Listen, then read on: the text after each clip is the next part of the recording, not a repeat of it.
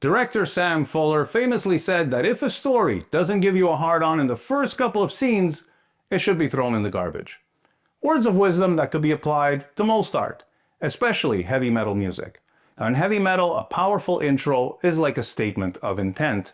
It sets the tone, it builds the tension, and it really gets the adrenaline flowing. There are songs that have a main riff that is strong enough to make an immediate impact. Bark at the Moon, Iron Man, and Kiss of Death are good examples. But I've always had a fascination with epic, standalone intros, the kind that function as a prelude of the awesomeness to come. Now, some of my favorite albums start off with that type of intro, and sometimes a song will have an intro that isn't heavy at all, but still spools up tension in such a strong way that you just know it's going to explode into a powerful song. Now, I've often wondered how those intros came about and if the band was aware that what they had was something really special. So I thought it would be fun to make a list of my top 10 favorite intros to a heavy metal song. Narrowing this down to a list of just 10 songs is basically impossible, so I tried to make it a little easier by imposing some rules that would somewhat limit my choices. My criteria was pretty simple but effective. The opening had to be instantly recognizable, it had to be a song that mattered to me personally, and it had to be an actual intro, not just the main riff with chord stabs. And to avoid the list being entirely made up of songs from the same 3 bands, I limited myself to just 1 song per band. Because we all know what this list would have looked like otherwise. So these are 10 intros that I think are essential. That doesn't mean I don't like anything else or that I think that these are the best intros in history according to some objective metrics. That's just not how I listen to music. So if your favorite song isn't on this list, there's a good chance that I do like and appreciate it. I just didn't want this to be a top 50 video. But really, the whole point of a video like this is to get a conversation going. So please do share your favorite song intros in the comments and let me know which ones you think deserve a mention. But you have to abide by the same rules I set for my list. Only 1 song per band, and it has to be a real intro in the sense that it's a separate part from the rest of the song. I'm going to be playing along with these because why not, right? As usual, I've listed all the gear I'm using in the video description. So if you're wondering about the model of the guitar I'm playing, the plug-in, picks, strings, etc., it's all there. Now, some things will have direct links to them on Sweetwater, and those are affiliate links. So basically, if you click on one, I'll earn a small commission on anything you buy on their site over the next few days, not just the gear in the links. It's an easy way to support the channel for free. Okay, so here's my top 10 list of heavy metal song intros. The first song on the list starts off with an unsettling, sinister riff that will forever be stuck in your mind after the very first listen. The chromatic movement and the harmony in fourths in the first section make it sound really eerie, and the natural harmonics just add an extra layer of creepiness.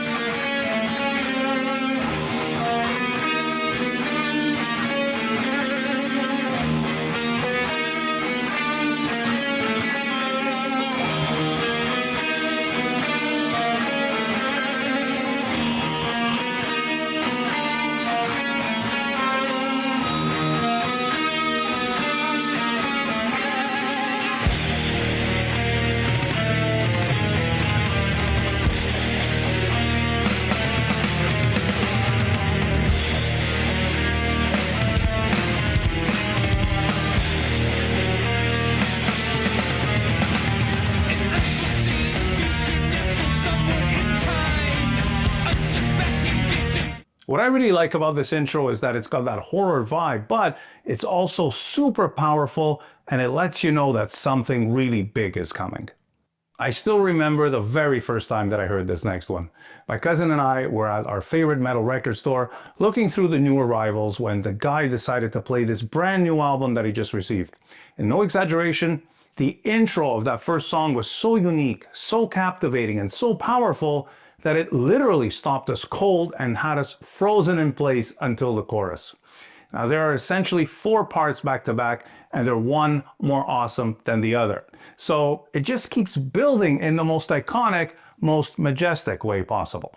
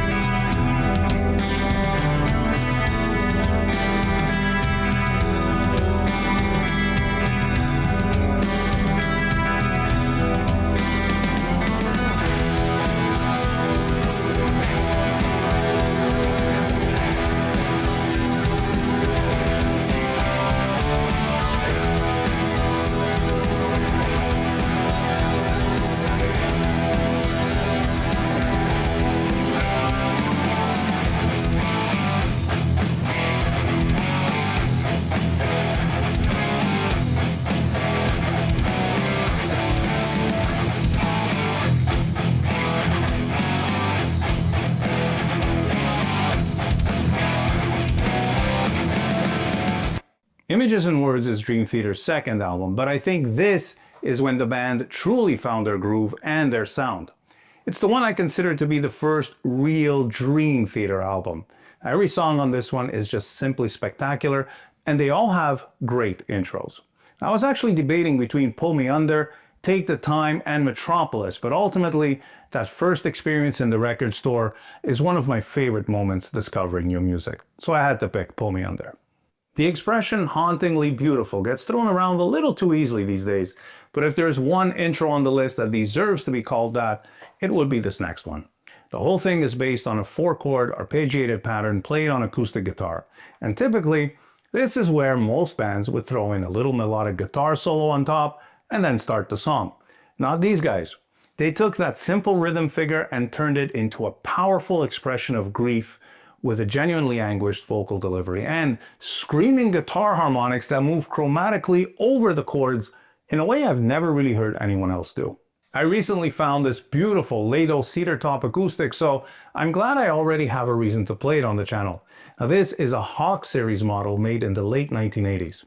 It's cedar and mahogany, and it has a great pickup in it. The Hawk series guitars were all made in Korea, so they were a little more budget friendly, but they were still made to Joe Lado's exact specs. I actually showed this one to Joe around 2 weeks ago, and even he was impressed with it.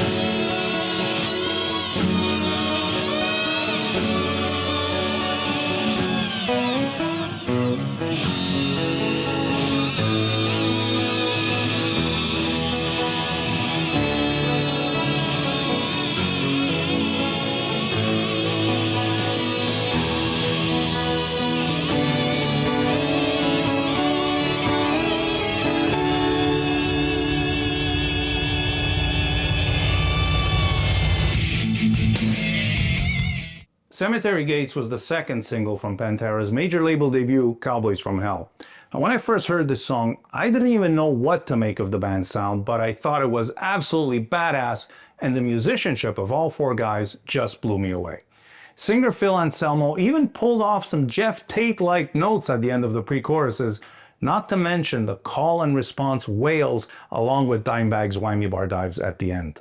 I've always loved spaghetti westerns, and this next one would have been the perfect score to a drawn-out, intense showdown scene where the anti-hero gets the most satisfying yet heartbreaking revenge on the bad guys. It starts off with just an acoustic or nylon string guitar, and from there, it just keeps building with electric guitars, pounding drums and bass, and layered lead guitar harmonies.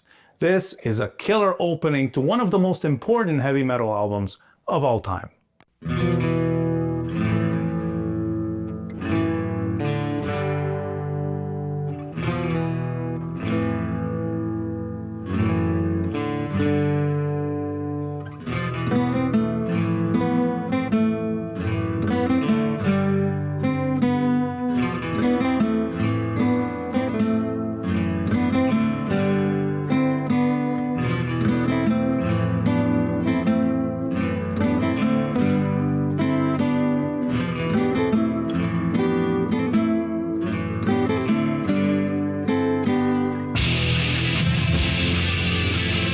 Master of Puppets is actually celebrating its 40th anniversary this year, so I'll be taking a closer look at it in some future videos. Now, the neat thing about this intro is that throughout the entire thing, they're just cycling chromatically through four chords: E, F, F sharp, and G. The ability to build something so epic from the most simple elements is exactly why these guys became as big as they did. I'm not sure if I consider this next intro more creepy or powerful, but it's definitely got a bit of both. It starts off with a clean guitar playing off a power chord, alternating between root fifth and root flat fifth, making good use of that evil sounding tritone. And then it gets heavy real quick with a riff that's essentially a more articulated version of that idea, and then it gets even heavier with a fast riff that basically covers all the bases for thrash metal awesomeness. Breakneck speed, extremely tight playing, syncopation, quick stops, call and response structure. Jeff Waters unleashed this craziness upon us way back in 1989, and it still gets me going every time I hear it.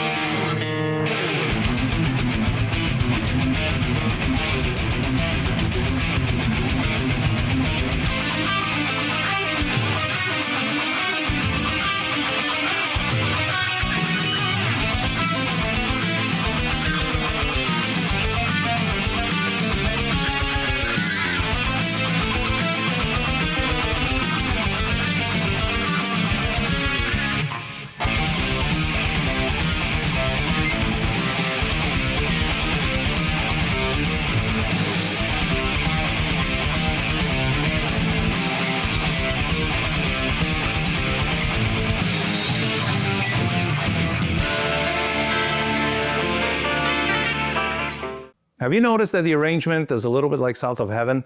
The riff starts off harmonized in fourths, and then both guitar parts play just the lower part once it picks up. It's really cool stuff. Now, before we dive back in, just a quick reminder that Licks of the Beast goes beyond just this channel. We have a website, licksofthebeast.com, where you can get merch and tabs, or even book a one-on-one lesson with me. We also have a great community over on Patreon for those wanting extra content. That's where I host exclusive tutorials, monthly one-take playthroughs, Listen with Nico reaction and analysis videos, and behind-the-scenes content. So go to patreon.com/licksofthebeast if you want to support the channel and get some really cool exclusive material.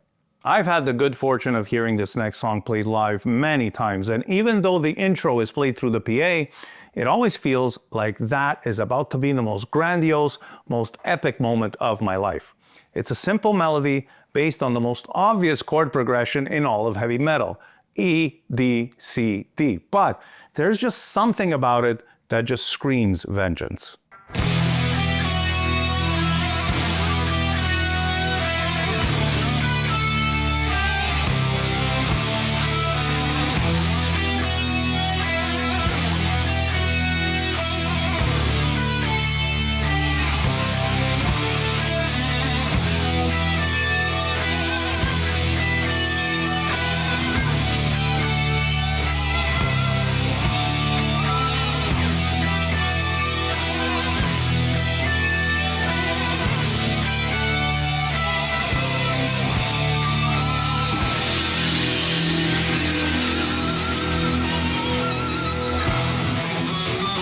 Now for me, the harmony on the main notes in the third and fourth repeats are what really make this part stand out, especially because they're mixed in a way that lets the harmony be felt more than it is heard.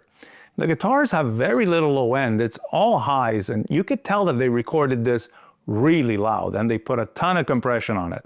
So with the aggressive tone, the volume, the compression, and the heavy layering, it sounds almost like a guitar synth. So it's a unique sound that perfectly carries the majestic vibe of this intro. One of the things that I find so absolutely fascinating about heavy metal in all its variants is that there are so many different types of songwriting styles, and there are some musicians that occupy some really unique roles. People like James Hetfield and Tony Iommi can put songs together from a seemingly endless supply of incredible riffs.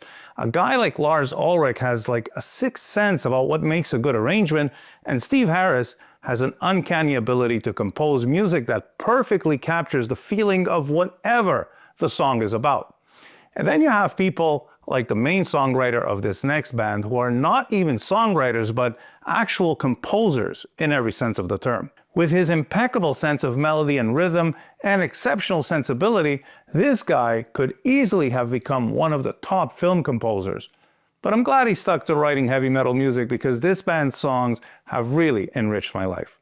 Now, this intro features bombastic staccatos, an orchestral arrangement, and a mixed meter, making it one of their most powerful, emotional, and captivating intros, and certainly one of the best of its kind.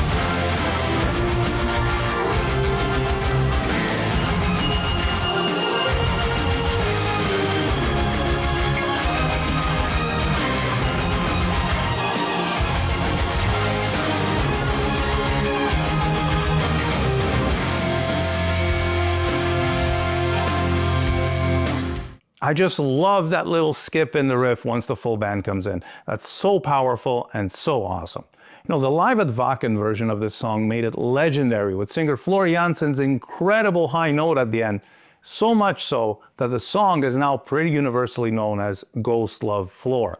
And by the way, that was way back in 2013. I can't believe it's going on 13 years now.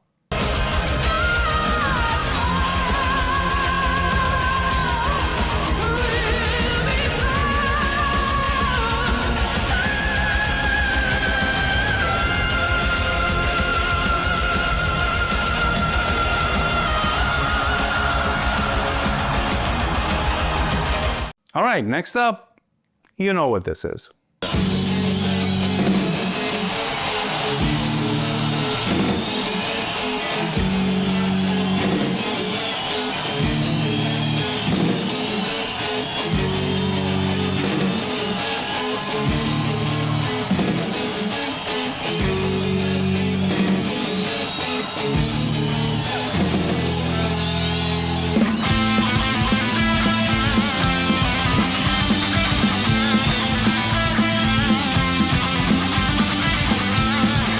This is exactly what I was talking about regarding Steve Harris's ability to compose music that sounds exactly like the song's subject matter.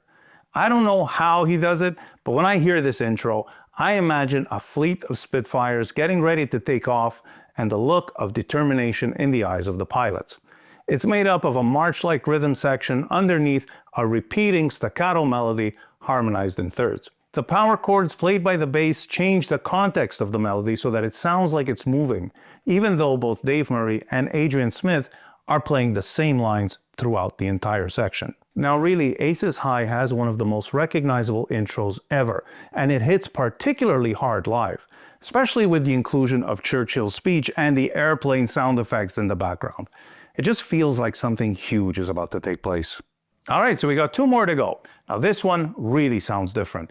The main figure is a punchy, syncopated pattern in 10/8 time, and the whole section is played in unison by the guitar, bass, and drums. which makes the stops and starts quite difficult to pull off.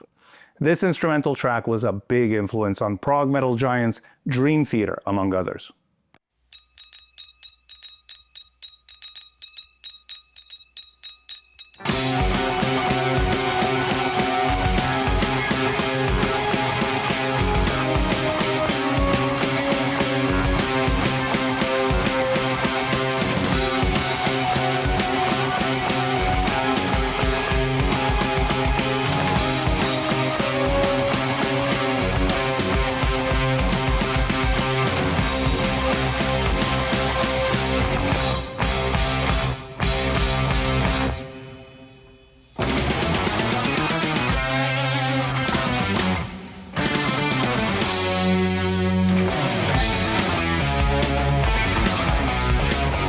So you see what I mean about the timing being tricky?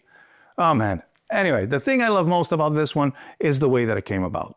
The band were flying back home to Toronto after a tour and they heard the Morse code of the airport's ID. So Y, Z.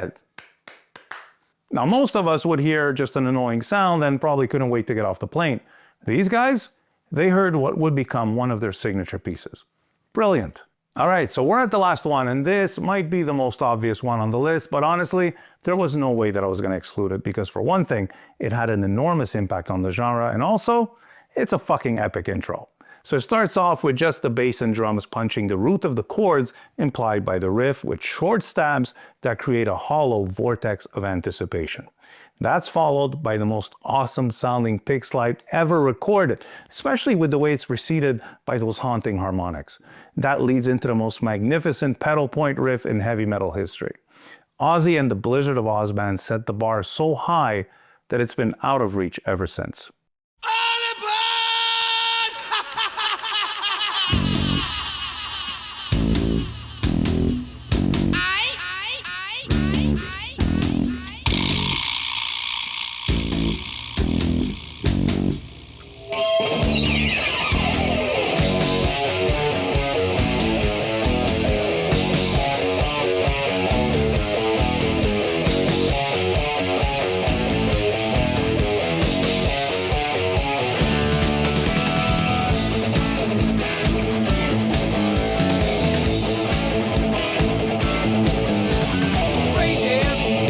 I've been listening to this song for, 42 years now?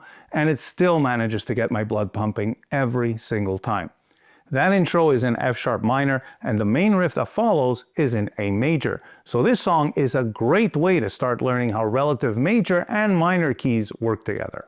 I know that some of my choices here might be a little obvious, but sometimes I get the feeling that we avoid talking about the more iconic songs, maybe with the intention of giving space to newer or underappreciated ones, but to the point that we risk forgetting what they actually sound like and just how good they really are. But I mean, how am I going to make a list of best metal intros and not include Crazy Train? It's still the blueprint for heavy metal riffs to this day, and there's a very good reason for that. Anyway, I hope you enjoy this and that perhaps you discovered a new song or maybe gain new insight into a song that you really like. Thank you so much for watching. Cheers.